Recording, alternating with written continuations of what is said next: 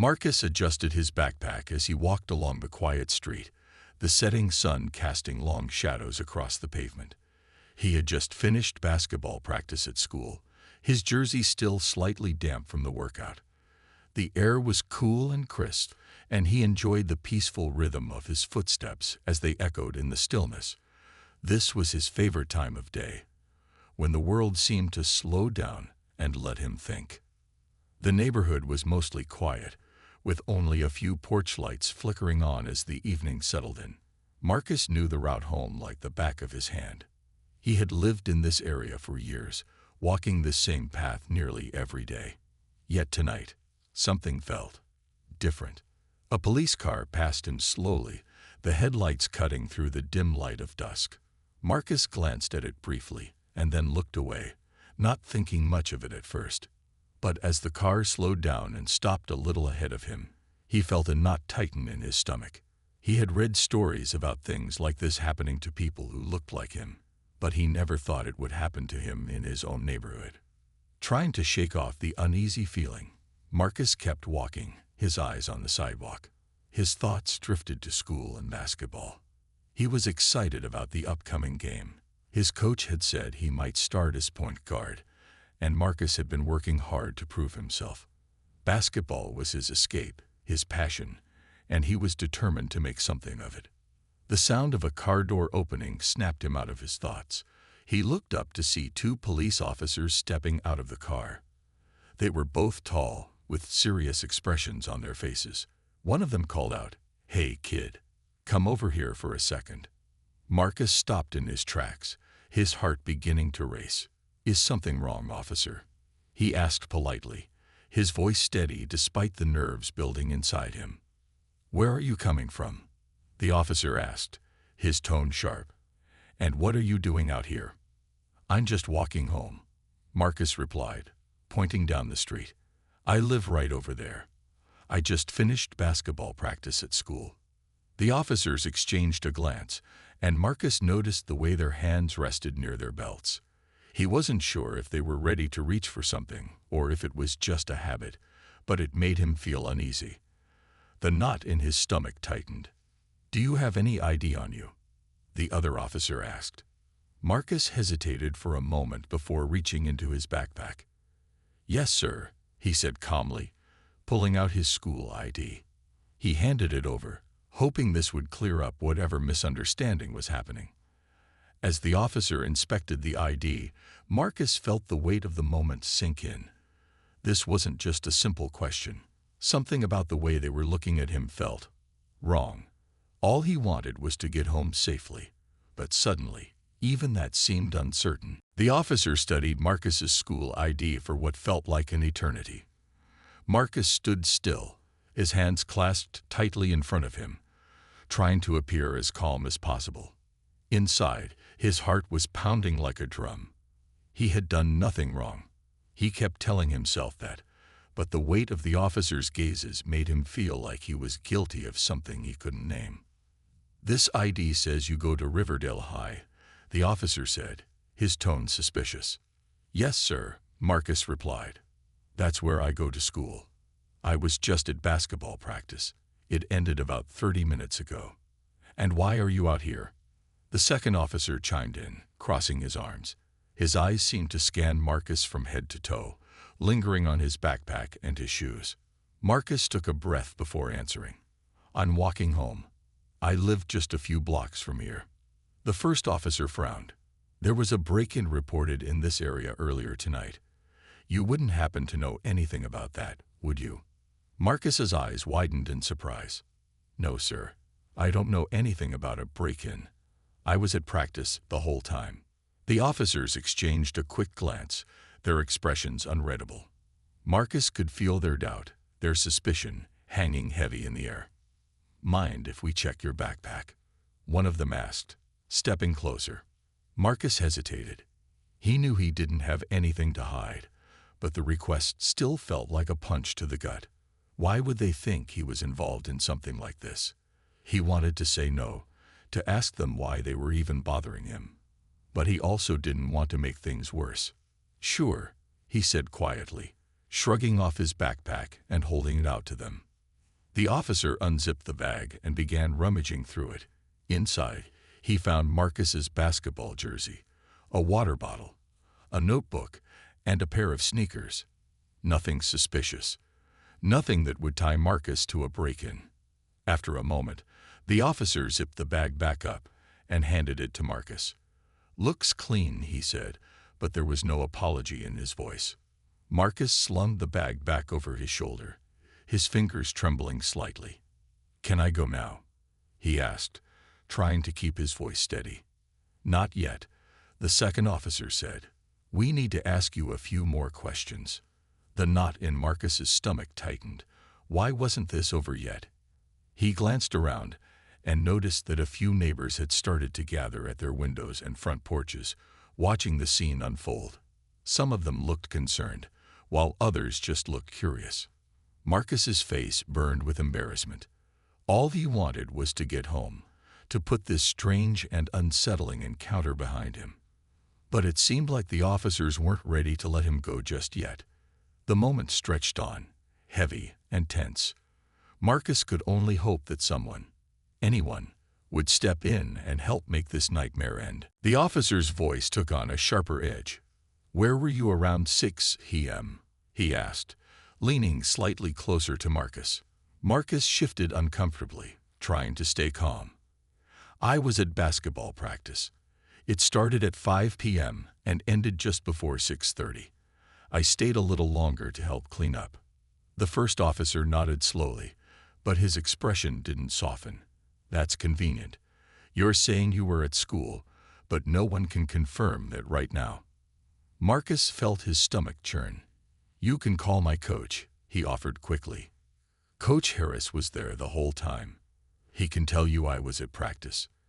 The second officer ignored his suggestion and pointed at Marcus's shoes. "Those look expensive. How'd you afford them?" Marcus blinked, caught off guard. "My mom bought them for me. They were a birthday gift." The officer raised an eyebrow, as if he didn't believe him. Marcus clenched his fists at his sides, trying to keep his frustration in check. Every question felt like they were searching for something that wasn't there, as if they'd already decided he was guilty. "I'm telling you the truth," Marcus said, his voice firm but respectful. "I didn't do anything wrong. I'm just trying to get home." The officers glanced at each other again, and Marcus could feel the tension growing. The first officer stepped closer, his tone dropping to something more serious. "Listen, we've had reports of a young man matching your description, seen running from the scene of a robbery not far from here. You sure it wasn't you?" Marcus's heart sank. "It wasn't me," he said firmly. "I've never stolen anything in my life." The second officer folded his arms. "People lie all the time, kid. Why should we believe you?" Before Marcus could answer, a voice called out from across the street. "What's going on here?" Marcus turned to see Mrs. Rodriguez, one of his neighbors, standing on her porch. She was an older woman who had lived in the neighborhood for years and often waved at Marcus when he passed by. Tonight, her face was stern as she walked toward the scene. "This boy lives around here," she said firmly, pointing to Marcus. "I see him walking home every day after school. What are you bothering him for?" The officers paused, clearly surprised by the interruption. Mrs. Rodriguez didn't stop. "I saw him coming from the school just a little while ago. He wasn't running from anywhere. He's a good kid." Marcus felt a rush of relief, though the tension in the air didn't disappear completely. The officers seemed unsure of how to respond. Mrs. Rodriguez crossed her arms and gave them a look that could cut through steel. "Well," she asked, "you're not just harassing him, are you?" The officers exchanged an uneasy glance. Marcus stayed quiet, his hope rising that maybe, just maybe, this would all be over soon. The officers stood silent for a moment, clearly taken aback by Mrs. Rodriguez's bold words. The first officer finally cleared his throat, trying to regain control of the situation.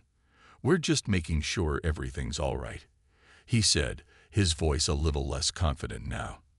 "There's been a break-in around here, and we have to check anyone who seems suspicious." Marcus clenched his jaw. He wanted to speak up, to tell the officers how unfair this all felt, but he stayed quiet. Mrs. Rodriguez was helping, and he didn't want to risk making things worse. But there's no reason to treat him like a criminal. Mrs. Rodriguez shot back, her voice firm and unwavering. He's a kid. He doesn't belong to the streets, and you know it. He lives right here, down the block from me. The second officer stepped forward, trying to regain control. We're just doing our job, ma'am. We'll be on our way in a minute. But his words didn't carry the same authority they had before. Marcus could feel the eyes of his neighbors watching from their windows and doorways. Some were nodding in agreement with Mrs. Rodriguez, but others just looked curious. The whole neighborhood seemed to be paying attention, and Marcus couldn't help but feel like he was the center of a spectacle. It was strange, feeling like everyone was watching him like this. He had been walking home, minding his own business, and now he was caught in the middle of something he didn't understand. His cheeks flushed with embarrassment. One neighbor, Mr. Harris, stepped outside his house, a concerned look on his face. "What's going on here, officers?" he asked. "Marcus is just walking home. He's a good kid. What's all this about?" The officers exchanged another glance, clearly uncomfortable now. "We're just questioning him," the first officer said, "making sure everything checks out." "But it's already checked out," Mr. Harris replied. "He's not the one you're looking for." There was a long pause. Marcus could feel the eyes of everyone on him, and he wished the ground would swallow him up. He'd never been in a situation like this before. It felt like his every move was being scrutinized. Finally, after what seemed like forever, the second officer sighed. "All right," he said, though his voice still held a hint of doubt. "We'll let you go for now, kid. But remember, we're just doing our job." Marcus nodded, relief washing over him like a cool breeze. He slung his backpack over his shoulder again, eager to leave the awkward scene behind. Mrs. Rodriguez gave him a reassuring nod before turning back to her house. "Take care, Marcus," she said kindly. Marcus mumbled a quiet thank you and began walking away. As he passed by the group of neighbors, he couldn't help but notice the looks they were giving him. Some curious, others sympathetic, but none of them were judging him like the officers had. He didn't know whether to feel relieved or angry.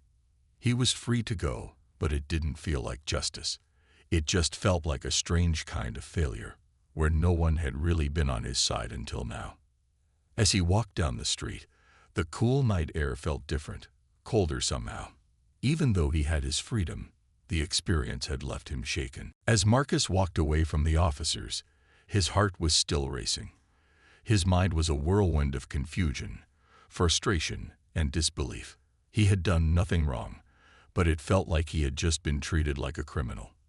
The night had started so normally, but now it felt like the world was a little more uncertain, a little less safe. As he moved down the street, he glanced over at the small crowd of neighbors who had gathered to watch.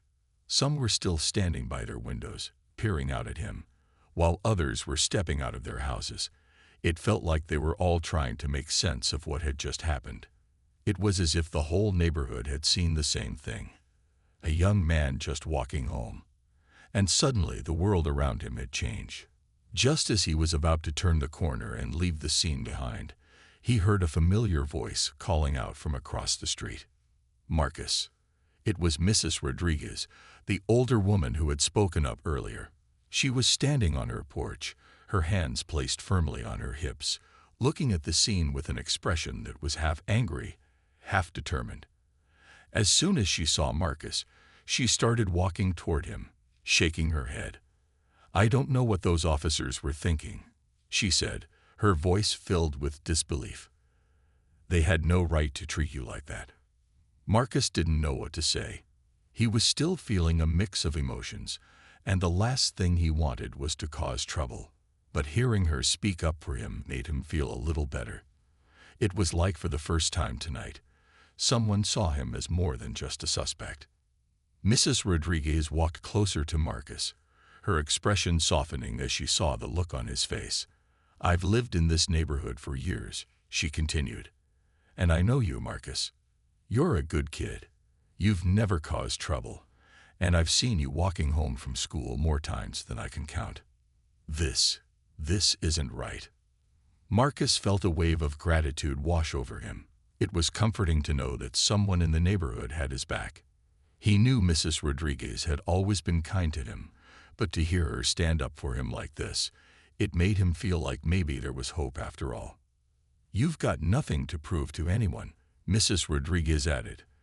"Those officers don't know you like I do." Before Marcus could respond, Mrs. Rodriguez turned toward the officers, who were now standing at their car, talking among themselves. She crossed her arms, clearly upset. "Are you done making a scene?" she called out. "This boy was just walking home. I've seen him plenty of times, and I know he's not the one you're looking for. Why don't you try asking around instead of accusing people for no reason?" The officers looked up, slightly startled by her directness. They didn't say anything right away, but it was clear they were uncomfortable under her gaze. Marcus could feel a sense of relief spreading through him. For the first time tonight, someone was speaking up on his behalf. It was like a small spark of hope in a dark moment. Maybe, just maybe, things were starting to change. As the tension in the air seemed to build, Marcus stood quietly, still trying to understand what had just happened. His heart was still pounding in his chest, and the nervous feeling in his stomach wouldn't go away. The officers had finally stepped back, but he couldn't shake the unease that lingered. He just wanted to go home, forget about the whole thing, and curl up in his bed where everything felt safe. But as much as he wanted that, he knew he couldn't let the feeling of injustice slide. That's when Marcus heard a familiar voice from behind him. "Marcus, what is going on here?" Marcus turned around to see his mother, Janine, walking toward him with quick, determined steps. Her face was filled with concern, and he could see the worry in her eyes. She had always been his rock, the one person who would always stand up for him no matter what. And in that moment, he needed her more than ever.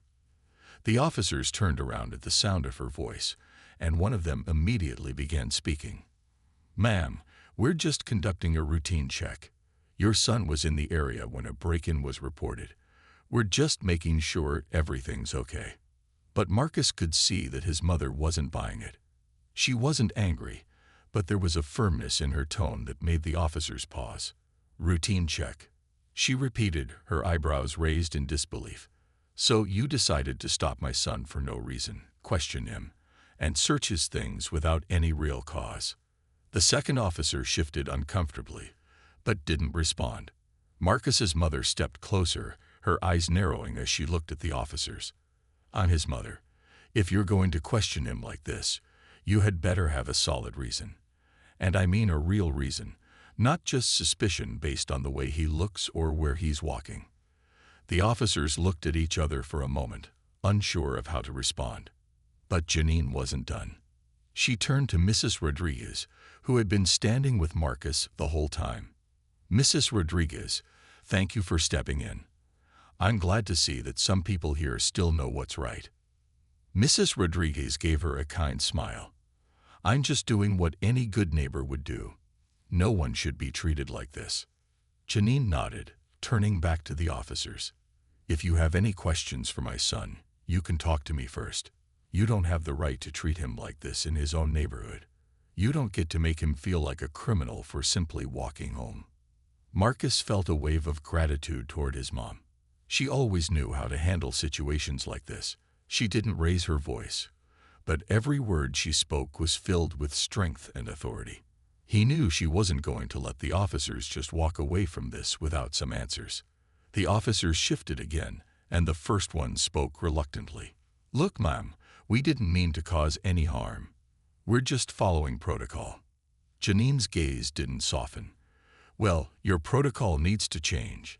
If you have any concerns, you should have done your job by asking the right questions, not by assuming guilt based on nothing." There was a long pause.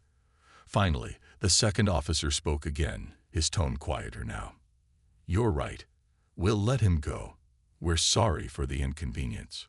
Marcus nodded slowly, still feeling a mix of emotions. His mother had saved him from the uncomfortable situation, but the hurt of being treated like a suspect still lingered. At least he was free to go now. But the night had changed something in him. Marcus felt the weight of the moment slowly lifting as the officers finally turned to leave. His mother, Janine, stood beside him, her protective stance still strong as the two officers climbed back into their patrol car. The air around them felt charged, the echoes of the confrontation hanging in the night. Even though they were walking away, Marcus couldn't shake the feeling that something had been left unresolved. "That's it," Marcus muttered, his voice low as he stared at the officer's car pulling away. Janine placed a gentle hand on his shoulder, offering him a small but reassuring smile. "It's over now. You're safe, and that's what matters." But even as she said the words, Marcus couldn't help but feel uneasy. The apology the officers had given was hollow, almost as if they didn't believe they'd done anything wrong. They hadn't even acknowledged the tension they had created, or how they had treated him.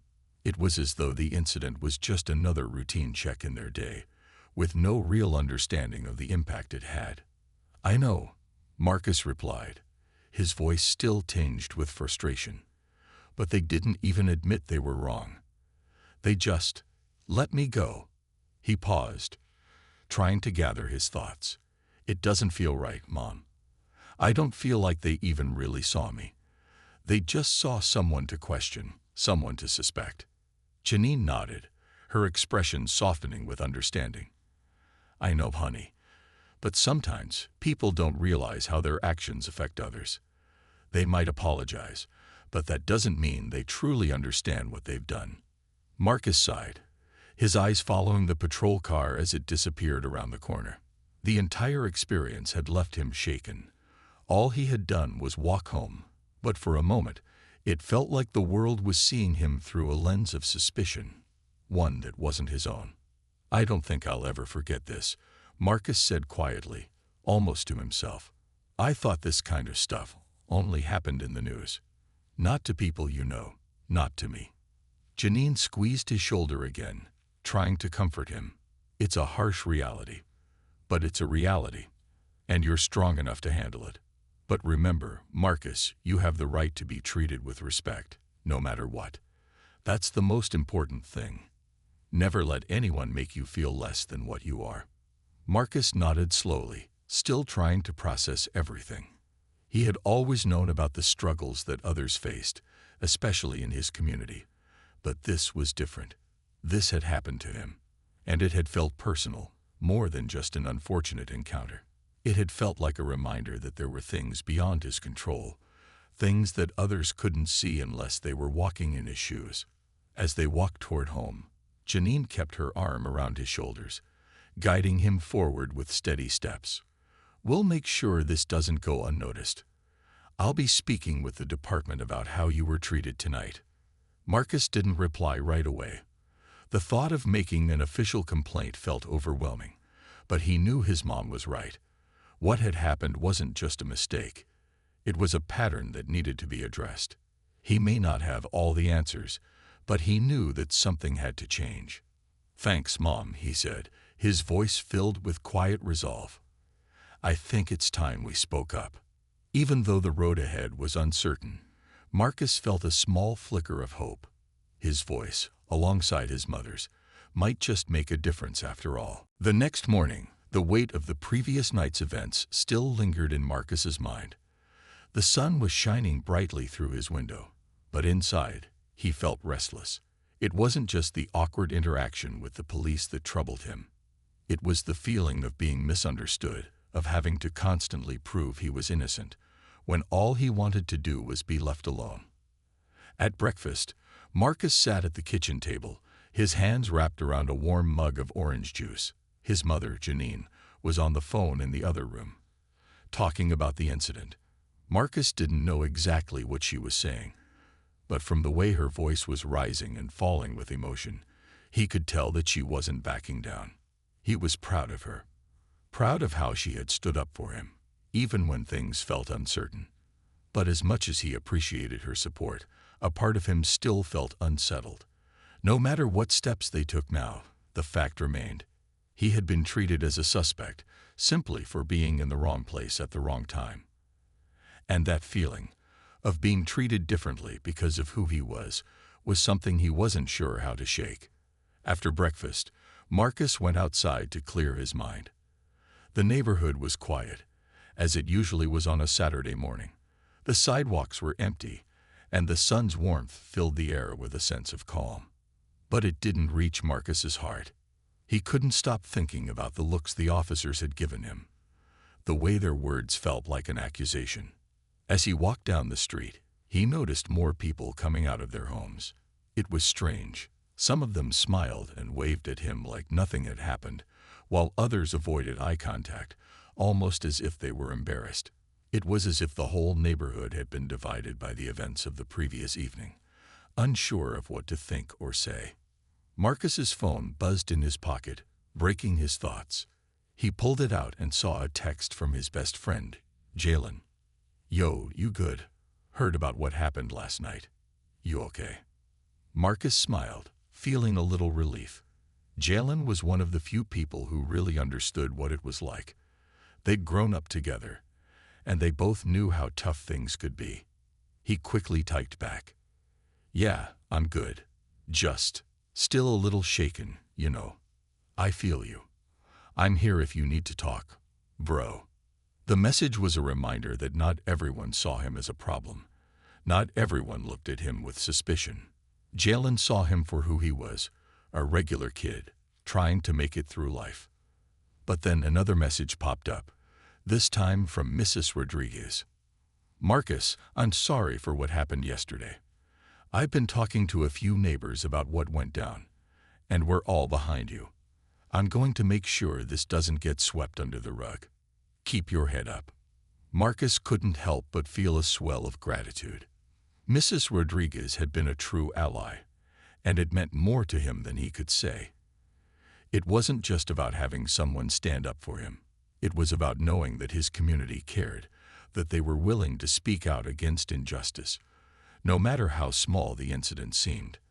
As Marcus looked around, he realized that change didn't always come quickly.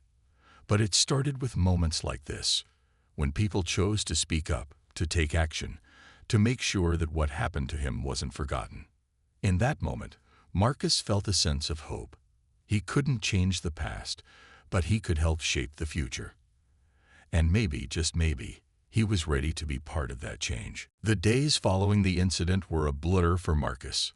The shock of being treated like a suspect had begun to wear off, but the sense of unease still lingered. He found himself thinking more about what had happened, about the way he was judged, the way he was questioned, and the way the whole situation made him feel like he didn't belong, even in his own neighborhood. But something inside him had shifted. Marcus knew he couldn't just let the feeling of injustice fade away. He had a voice, and he was starting to realize how important it was to use it. His mother, Janine, had already started reaching out to the local community leaders and the police department to ensure the incident was addressed. But Marcus knew there was more to be done. The whole experience had left a mark on him, and now he wanted to turn that pain into something positive. It started with a conversation he had with Mrs. Rodriguez a few days later. She had come over to check in on him, and as they sat on the porch, sipping iced tea, she shared her thoughts.